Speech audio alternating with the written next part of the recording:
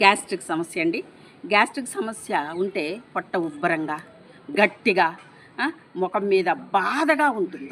ఎందుకంటే free motion కాదు కదా, పొట్ట బిగబట్టినట్టు ఉంటుంది కదా. ప్రతిదానికి గ్యాస్ ప్రాబ్లమే ఇప్పుడు వస్తుంది.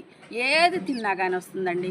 దయచేసి వాటర్ ఎక్కువ తాగండి, గోరువెచ్చని నీళ్ళు తాగండి.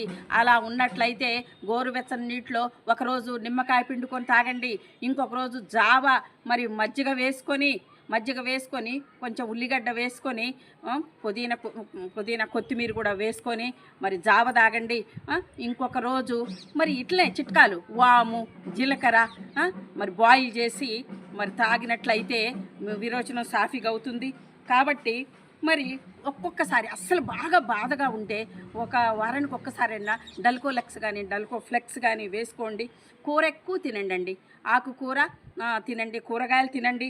ఎక్కువ కూరలు దొండకాయ, బెండకాయ, మరి వంకాయ, కాకరకాయలో షుగర్ను తగ్గించే గుణం ఉందండి. మరి తప్పకుండా కూర ఎక్కువగా తినండి, అన్నం తక్కువగా తినండి. మరి 3 పూట్ల అన్నము తినొద్దు, మధ్యాహ్నమే తినండి. జావలాగా కూరలు కూడా ఫ్రై తినొద్దండి, పులుసు కూరలు తినండి. చాలా ఆరోగ్యంగా ఉంటారు, విరోచనం సాఫీగా అవుతుంది. గట్ హెల్త్ బాగుంటుందండి. గట్ హెల్త్ అంటే పొట్ట బాగుంటే మన దేహం అంతా, మన శరీరం అంతా బాగున్నట్టేనండి.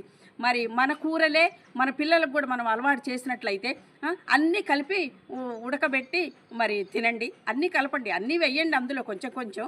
అప్పుడు మనకి పీచు పదార్థం అనేది మన శరీరంలోకి పోయి మనకి విరోచనం సాఫీగా అయింది, మరి కడుపులో నొప్పి లేకుండా ఉంటుంది.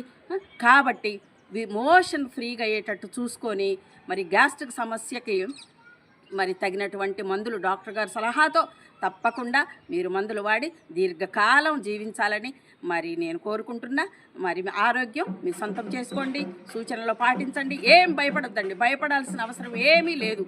కాబట్టి మీరు ధైర్యంగా ఉంటేనే, క్యాన్సర్ అయినా కానీ ధైర్యంగా ఉంటే అది మన నుండి పారిపోద్ది. ఇది గుర్తుంచుకోండి ప్రియమైన స్నేహితులారా.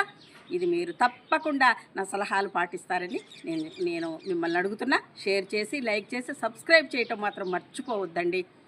God bless you, all the best.